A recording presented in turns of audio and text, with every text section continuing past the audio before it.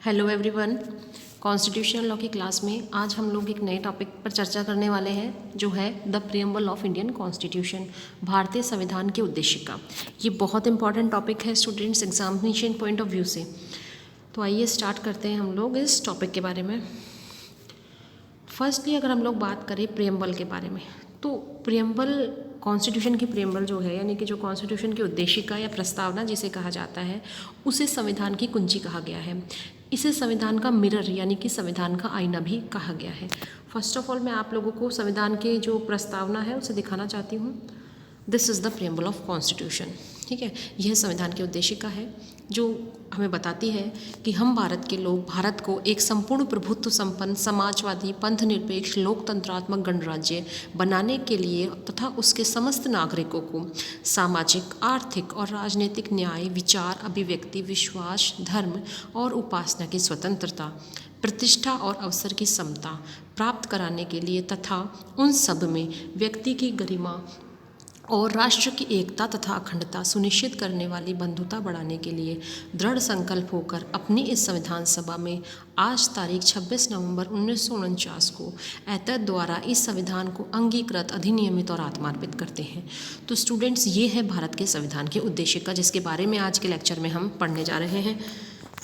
तो ये जो उद्देशिका है भारत के संविधान की, इसको भारत के संविधान की कुंजी की यानी कि गाइड भी कहा गया है। इसे संविधान का मिरर भी कहा जाता है क्योंकि देखिए, जहाँ पर भी कॉन्स्टिट्यूशन के किसी प्रोविज़न को लेकर अस्पष्टता होती है, जहाँ पर वो क्लियर नहीं होता है, वहाँ पर प्रियम्बल का ही सहारा लिया जाता है कि आखिर में प्रियम्बल में क्या कहा गया है या उद्देशिका में क्या बताया गया है, उसके अकॉर्डिंग उसका इंटरप्रिटेशन किया जाता है कॉन्स्टिट्यूशन का। ठीक है, तो अब देखते हैं हम लोग। सबसे पहले हमारे सामने क्वेश्चन ये है कि इसे उद्देशिका या प्रस्तावना क्यों कहा जाता है। तो इसके बारे में मैं आपको बताना चाहूँगी। हम बात करेंगे संवैधानिक सभा के बारे में, यानी कि कॉन्स्टिट्यूंट असेंबली के बारे में। देखिए, कॉन्स्टिट्यूंट असेंबली जो इसकी पहली बैठक 9 दिसंबर 1946 को हुई थी, और मैंने इसके बारे में आपको फर्स्ट लेक्चर के दिन ही बता दिया था। तो जब संविधान सभा बनी उसके बाद 13 दिसंबर 1946 को पंडित जवाहरलाल नेहरू द्वारा संविधान सभा के समक्ष एक उद्देश्य प्रस्ताव रखा गया। ठीक है, इस उद्देश्य प्रस्ताव में संविधान के उन उच्च आदर्शों के बारे में बताया गया था जिनकी स्थापना संविधान में की जानी थी, कि कॉन्स्टिट्यूशन का क्या उद्देश्य है, हम कॉन्स्टिट्यूशन का निर्माण क्यों कर रहे हैं। ठीक है, और क्या क्या आदर्शों को हम स्थापित करना चाहते हैं इस संविधान के माध्यम से भारत में, उन सभी आदर्शों के बारे में इस प्रस्तावना में बताया गया था। तो जब संविधान निर्माण अंतिम चरण में था, जब लास्ट फाइनल स्टेज पर था संविधान का निर्माण, उस समय इस उद्देश्य प्रस्ताव को भारतीय संविधान में उद्देशिका के रूप में शामिल कर लिया गया। इसीलिए इसे उद्देशिका के साथ साथ, चूँकि देखिए ये उद्देश्य के बारे में बताती है तो इसे उद्देशिका कहा जाता है, और चूँकि ये एक प्रस्ताव के रूप में थी इसीलिए इसे प्रस्तावना भी कहा जाता है। तो दैट्स क्लियर, आप लोगों को समझ में आ गया कि इसे हम उद्देशिका या प्रस्तावना क्यों कहते हैं। नाउ अब हम बात करते हैं सेकंड पॉइंट पर, सोर्सेज ऑफ प्रियम्बल। इस उद्देशिका का स्रोत क्या है। तो इसके बारे में देखिए, ये कुछ लोग जो कहते हैं कि ये जो है अमेरिका से ली गई है, कुछ ऑस्ट्रेलिया से ली गई है। तो यहाँ पर ये क्लियर करना हमारा ज़रूरी है कि हम यहाँ उद्देशिका को दो पार्ट्स में डिवाइड करते हैं। एक तो हम बात करें अगर कंसेप्ट ऑफ प्रियम्बल की, यानी कि उद्देशिका की अवधारणा की, तो उद्देशिका की जो अवधारणा है उसका जो कंसेप्ट है वो हमने लिया है अमेरिका से। सेकेंडली अगर हम लोग बात करें उद्देशिका की भाषा, यानी कि उसके सब्जेक्ट मैटर की जो उसकी लैंग्वेज है वो, तो उसकी लैंग्वेज जो है वो ली गई है ऑस्ट्रेलिया से। तो इस तरह से ये उद्देशिका के स्रोतों के बारे में बताया मैंने आपको। हम अगर बात करते हैं उद्देशिका की, तो मैंने अभी आपको थोड़ी देर पहले उद्देशिका के बारे में बताया भी था कि हमने उसको रीड आउट करा। उद्देशिका जो के बारे में मैंने आपको जो हमारे भारतीय संविधान में स्टार्टिंग में दे रखी है, we the people of India से लेकर वो सारा complete on 26 November 1949 do hereby adopt, enact and give to ourselves this constitution. यहाँ मैंने इसको हिंदी में भी लिख दिया है। इसके अलावा मैंने हिंदी में आप लोगों को उद्देशिका के बारे में बताया है। तो ये मैंने आपको यहाँ बताया था स्टार्टिंग में। अब यहाँ पर जो तिथि लिखी है कि हम अपनी इस संविधान सभा में आज तारीख 26 नवंबर 1949 को इस संविधान को अंगीकृत करते हैं। तो 26 नवंबर 1949 जो है, यानी कि 26 नवंबर 1949 की जो तारीख है वो तारीख है कॉन्स्टिट्यूशन की डेट ऑफ अडॉप्शन। या फिर आप इसे कह सकते हैं डेट ऑफ इनैक्टमेंट, यानी कि जिस दिन संविधान को अंगीकृत किया गया, अडॉप्ट किया गया, इनैक्टेड किया गया, अधिनियमित किया गया, किस तारीख को किया गया, 26 नवंबर 1949 को। और देखिए एक जो तारीख आती है वो आती है हमारे सामने 26 जनवरी 1950 की। तो ये कौन सी तिथि है? ये है आपकी प्रवर्तन की तिथि। स्टार्टिंग का जो फर्स्ट लेक्चर था मैंने आपको बताया था कि जिस दिन 26 नवंबर 1949 को जब संविधान को अंगीकृत किया गया, उसी दिन संविधान के कुछ प्रोविजंस को तुरंत लागू कर दिया गया था, जैसे सिटीजनशिप के वगैरह के हैं, आर्टिकल 3 है, ऐसे कुछ। तो इसके अलावा बाकी जो प्रोविजंस थे वो कुछ प्रोविजंस आगे 26 जनवरी 1950 को लागू किए गए थे।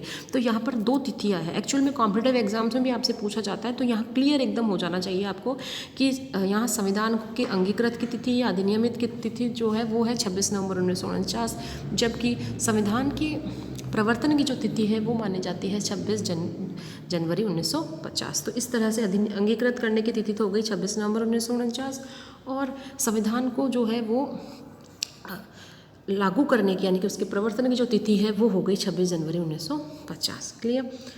फिर आगे हम बात करते हैं subject matter of the preamble की विषय वस्तु के बारे में। तो प्रियम्बल की विषय वस्तु को यहाँ पर पढ़ाई करने के आपके लिए ईजी हो जाए, इजीली आपको समझ में आ जाए, इसलिए मैंने 3 पार्ट्स में इसको यहाँ पर डिवाइड करा है।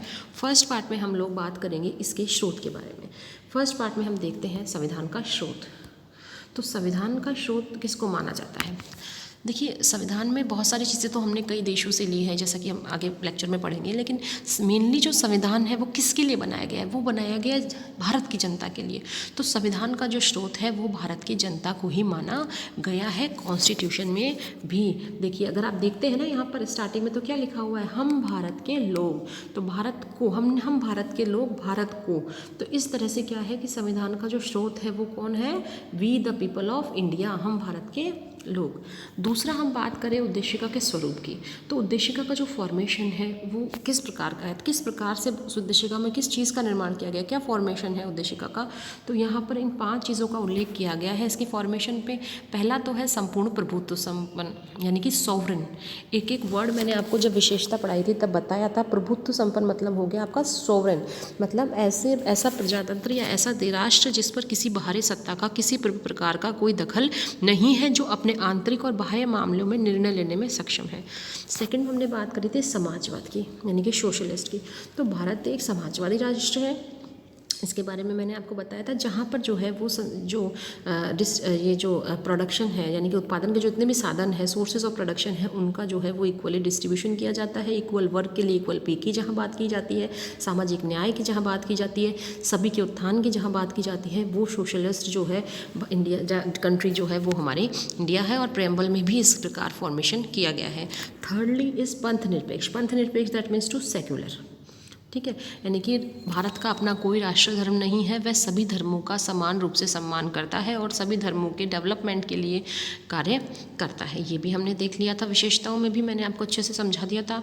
नेक्स्ट इज लोकतंत्रात्मक, यानी कि डेमोक्रेटिक, जहाँ पर यह है कि जहाँ का जो प्रमुख होता है वो जनता के द्वारा चुना हुआ होता है, जनता की सरकार होती है और जनता में से ही वो अपने रिप्रेजेंटेटिव को चुनकर, इलेक्शन के द्वारा जो चुनते हैं वो उसको चुनकर अपने लिए अपना जो आगे अपने रिप्रेजेंटेशन करवाती है जनता। ठीक है, तो यहाँ पर लोकतंत्रात्मक व्यवस्था है। इसके अलावा गणराज्य यानी कि रिपब्लिक, जहाँ का प्रमुख जो है वो इलेक्ट होता है, यानी कि किसी जो जनता द्वारा चुना हुआ होता है और किसी भी जैसे एक ही परिवार से या फिर जैसे मान लीजिए राजा का शासन टाइप यहाँ पर नहीं होता। तो इस तरह से ये 5 विशेषताएँ हमने यहाँ पर पढ़ी थी, जो फॉर्मेशन मानी जाती है आपके उद्देशिका का। उद्देशिका में इन 5 ही चीज़ों को फॉर्म किया गया है। फिर हम बात करते हैं कि इस उद्देशिका के ऑब्जेक्ट के बारे में। प्रियम्बल का क्या ऑब्जेक्ट है? तो देखिए यहाँ पर कुछ ऑब्जेक्ट्स मैंने आपको इस तरह से लिख दिए हैं। जैसे पहला ऑब्जेक्ट तो क्या है उद्देशिका का? न्याय की स्थापना, एस्टैब्लिशमेंट ऑफ जस्टिस। और न्याय किस प्रकार का? सामाजिक न्याय, आर्थिक न्याय और राजनीतिक न्याय। सामाजिक रूप से सोशल जस्टिस की बात करती है ये, आर्थिक न्याय की बात करती है, ये इसकी इकोनॉमिक जस्टिस की बात इसमें की गई है। राजनीतिक न्याय यानी कि जो राजनीतिक रूप से जस्टिस है, पॉलिटिकली जो जस्टिस है वो भी मिलना चाहिए, जो सक्षम है वो चुनाव में खड़ा हो, जो एलिजिबिलिटी कंप्लीट करता हो। ठीक है, इसके अलावा जो ऑब्जेक्ट है वो है स्वतंत्रता, यानी कि फ्रीडम का इस्टेब्लिशमेंट या स्वतंत्रता की स्थापना करना। ऐसी भारतीय संविधान की उद्देशिका में स्वतंत्रता की स्थापना के बारे में बात की गई है, चाहे वो विचार एवं अभिव्यक्ति की स्वतंत्रता हो, जैसा कि हम आर्टिकल 19(1)(a) में देखते हैं, या फिर चाहे वो धार्मिक स्वतंत्रता हो, आदि ऐसी कई प्रकार की स्वतंत्रताओं की बात इसमें की गई है। दूसरी नेक्स्ट हम बात करें तो समता, इसका उद्देश्य जो है वो समता की स्थापना करना है। हम बात करें चाहे से आर्टिकल 14 की बात करें, 15 की बात करें, 16 की बात करें, 17 की बात करें, तो कुल मिलाकर ये जो राइट टू इक्वलिटी जो आपको प्रोवाइड करवाई गई है आर्टिकल 14 से लेकर आर्टिकल 18 तक, उसकी बात करते हैं। समता की कि विधि के समक्ष सभी समान है और विधियों का सभी को समान संरक्षण प्राप्त है। फिर नेक्स्ट जो उद्देश्य है इस उद्देशिका का वो है व्यक्ति की गरिमा, ठीक है, यानी कि डिग्निटी ऑफ पर्सन। आर्टिकल 21 जिसके अंतर्गत जो आप पढ़ेंगे कि केवल जीवन जीने का मतलब केवल पशुवत जीवन जीने से ही नहीं है, बल्कि गरिमापूर्ण जीवन जीने से है। तो यहाँ पर उद्देशिका की भी यही पर्पज़ है कि व्यक्ति की गरिमा को सुनिश्चित किया जाए, उसको अधिकार देकर। फिर बात आती है कि unity and integrity of nation, यानी कि राष्ट्र की एकता और अखंडता। तो उद्देशिका का ये पर्पज़ है कि राष्ट्र की एकता और अखंडता हर परिस्थिति में बनी हुई रहनी चाहिए, चाहे कितने ही फंडामेंटल राइट्स आपको प्रोवाइड करवा दिए जाएँ, लेकिन जहाँ पर unity and integrity of nation की बात आती है वहाँ पर उन पर रेस्ट्रिक्शंस लगाए जा सकते हैं। क्लियर। फिर ये लास्ट में बात करते हैं हम लोग बंधुता, यानी कि फ्रेटर्निटी की। ये जितने भी उद्देश्य हैं, ये जितने भी ऑब्जेक्ट्स हैं उद्देशिका के, ये किस तरह से प्राप्त किए जाएंगे? ये फ्रेटर्निटी से प्राप्त किए जाएंगे, यानी कि आपसी भाईचारे से प्राप्त किए जाएंगे। तो इस तरह से हमने उद्देशिका की विषय वस्तु के बारे में जाना।